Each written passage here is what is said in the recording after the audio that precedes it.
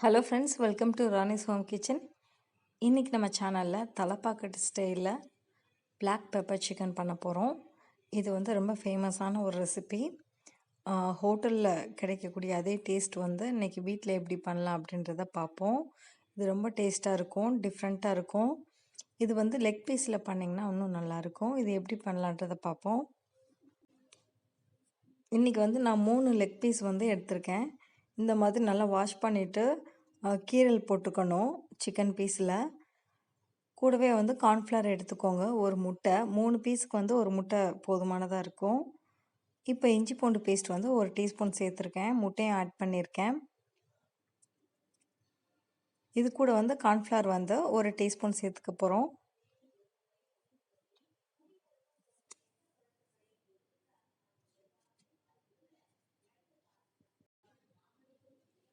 இப்போ cornflour add பண்ணியாச்சு. இதெல்லாமே ஒன்றா மிக்ஸ் பண்ணிக்கணும். கூட வந்து கொஞ்சமாக உப்பு சேர்த்துக்கலாம்.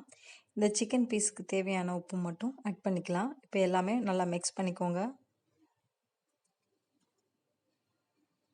இந்த பேஸ்ட் வந்து சிக்கனுக்குள்ளனா இறங்குற மாதிரி நல்லா மிக்ஸ் பண்ணிக்கலாம். நான் இன்னும் கொஞ்சம் எக்ஸ்ட்ரா வந்து 1/4 டீஸ்பூன் சோள மாவு சேர்த்து நல்லா மிக்ஸ் பண்ணிக்கலாம். இது 2 மணி நேரம் ஊறினதுக்கப்புறமா எண்ணெயில் போட்டு பொரிக்கணும். நான் கொஞ்சமாக ஆயில் சேர்த்து பொரித்து எடுத்திருக்கேன். கம்மியான ஃப்ளேமில் நல்லா குக் பண்ணி தனியாக எடுத்து வச்சிடணும். இப்போ வந்து ஒரு கடாயை வச்சுக்கோங்க. ஆயில் வந்து 4லேருந்து 5 டீஸ்பூன் சேர்த்துட்டு ஒரு மீடியம் சைஸ் வெங்காயத்தை ரொம்ப சின்னதாக கட் பண்ணிக்கணும். ஒரு பச்சை மிளகாவும் சின்னதாக கட் பண்ணி ஆயிலில் ஆட் பண்ணியிருக்கேன். இது நல்லா மிக்ஸ் பண்ணிக்கோங்க.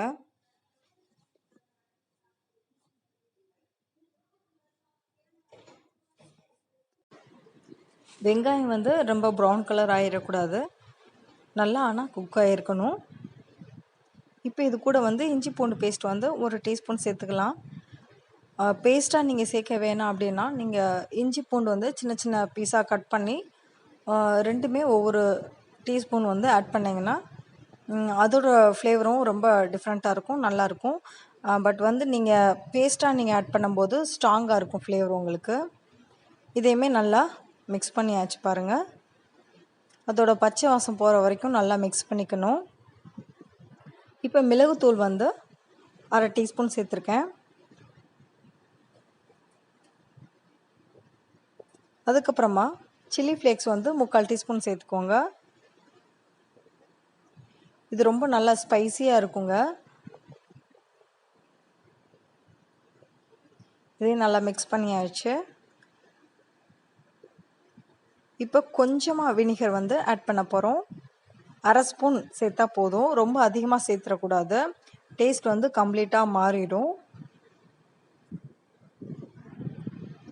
இப்போ வந்து ஒயிட் பெப்பர் வந்து 1/2 டீஸ்பூன் சேர்த்துருக்கேன். இதுக்கப்புறமா சோயா சாஸ் ஆட் பண்ண போகிறோம். இதுமே 1லேருந்து 1.5 டீஸ்பூன் ஆட் பண்ணிக்கலாம். டார்க் சோயா சாஸ் வந்து ஆட் பண்ணிக்கோங்க. லைட் சோயா சாஸ்னால் இன்னும் கொஞ்சம் எக்ஸ்ட்ரா நீங்கள் ஆட் பண்ணிக்கலாம். 2 டீஸ்பூன் வரைக்கும் ஆட் பண்ணிக்கலாம். இப்போ கொஞ்சமாக வாட்டர் விட்டு மிக்ஸ் பண்ணிக்கலாம் எல்லாம்.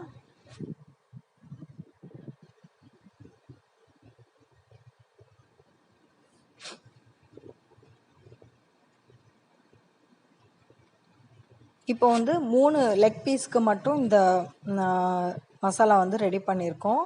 உங்களுக்கு அதிகமாக பண்ணணும்னா நீங்கள் இதை கொஞ்சம் எக்ஸ்ட்ரா வந்து நீங்கள் வெங்காயம் எல்லாமே ஆட் பண்ணிக்கணும்.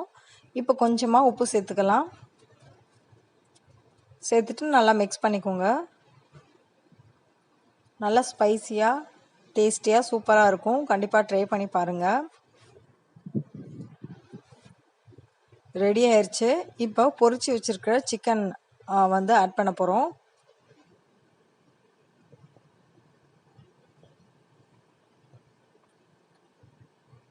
இந்த சிக்கன் வந்து எண்ணெயிலே நல்லா குக் ஆகிருக்கணும். இப்போ சிக்கன் ஆட் பண்ணியாச்சு. இந்த மசாலா எல்லாமே வந்து இந்த சிக்கனில் படுற மாதிரி நல்லா பரட்டி விடலாம்.